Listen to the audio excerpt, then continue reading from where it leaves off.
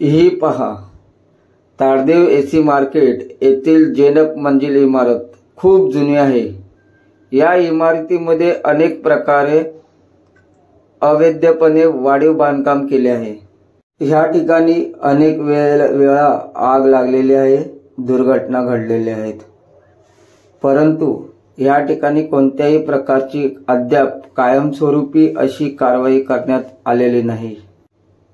या इमारतीसमोरच मुंबई दुरुस्ती व पुनर्रचना महामंडळाचं ऑफिस आहे, तरी देखील कानाडोळा केला जातो।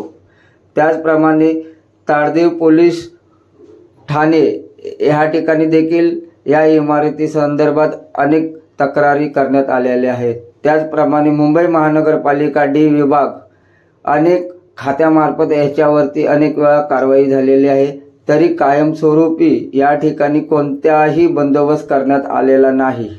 येथील दुकानदार व रहिवासी त्रस्त झाले आहेत। आपण पाहत आहे 24 दिव्य महाराष्ट्र न्यूज। चॅनलला सबस्क्राइब, शेअर, लाईक करा आणि बेल आयकॉन बटन दाबायला विसरू नका। मिळालेल्या माहितीनुसार इमारत मालकाच्या डोक्यावरती स्थानिक लोकप्रतिनिधीचा हात आहे।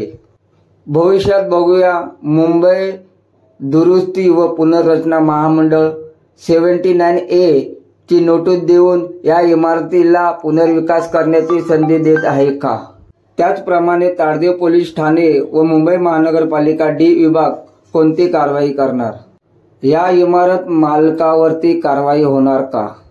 या इमारती संदर्भात पुढील बातमी लवकरच।